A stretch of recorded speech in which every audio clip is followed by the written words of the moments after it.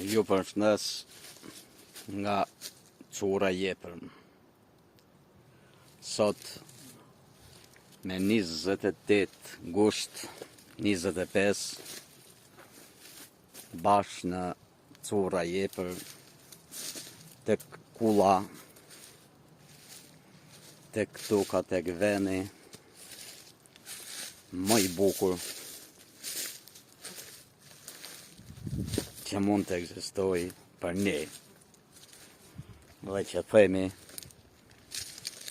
që është vendlindja jonë dhe është fshati Cura Jepër.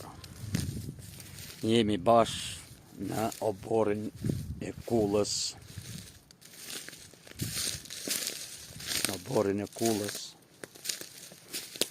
të Kukelmatoshit, pas dritë në oborin e shtëpisë, në këtë vend të mrekullueshëm, ku gjithçka duket që është tjetërsuar me rritjen e pembe, me mbulimin nga pemet, nga mali, por ja që dal nga dal po merr edhe pamjen. Pra këtu jemi fiks në oborin e kullës Kukelmatoshit, në Mëgure, Cura Jepër. Tu dal nga dal po afrohem nga një podium ose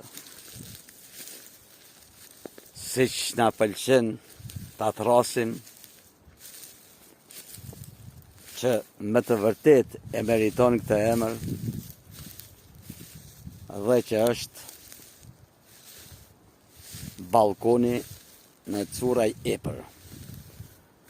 Quhet balkoni sepse nga balkoni në Cura Jepër shifet mase 95% e katonit. Nga ky balkon shifen të gjitha shtëpiat e katonit, shifet qendra e katonit, kisha e Cura dhe të gjitha vendet dhe të gjitha bukurit që ka ky katon. Mbetëm me shpresë që në këtë katon të kthehen edhe një herë ulurimat,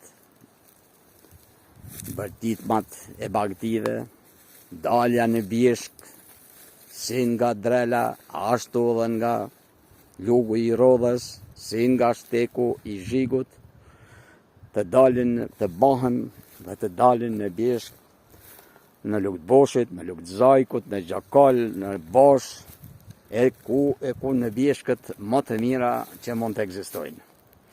Pra, i lutem Zotit që ky vend të mbushet me njerëz, që njerëzve të mbushet mendja që të kthehen në vendin e tyre, të kthehen në tokën e tyre, të kthehen në vendlinjen e tyre, sepse kudo që të shkosh, kudo që të kalosh, mund të kesh shumë para, mund të jesh shumë më luksoz, mund të jesh me drita, mund të jesh me internet, mund të jesh lloj teknologjie, por shpirti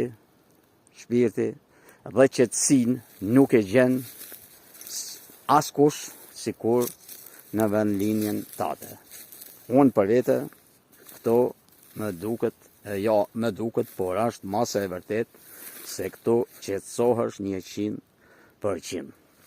Ju përshëndes pra edhe një herë nga Cura Jepër, obori i shtëpisë sime në Cura Jepër.